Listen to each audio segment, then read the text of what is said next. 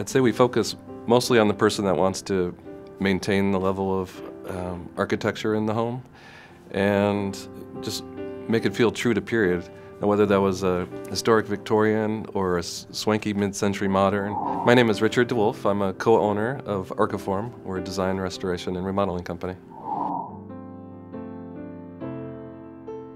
We're a 14-year-old company. We've done numerous projects, and we're mostly known for doing larger scale historic and vintage projects.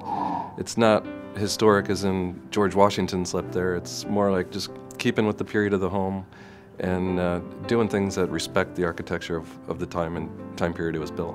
A really great part about Arciform is how most of our employees are employed by Arciform. I think we're in our 3rd or 4th year of the 100 best companies to work for in Oregon.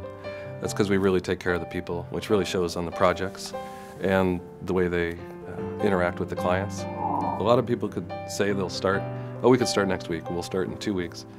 But that's no good if your tiles are 6 weeks out and then all of a sudden the project stops.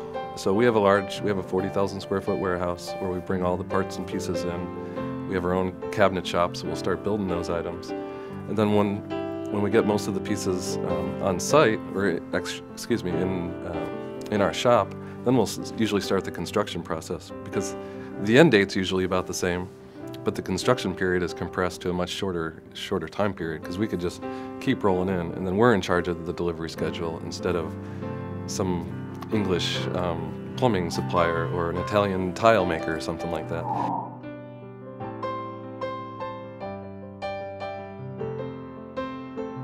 It's a mid-century modern, very swanky house, and it was designed and built for John Schneider. He was an architect back in Portland in the 50s, and he actually maintained the home until just recently. You're walking into an old classic, and you could imagine somebody wearing a tuxedo and the woman wearing a nice dress and sipping martinis, with the crowd around the fireplace, and that I call it the swank factor.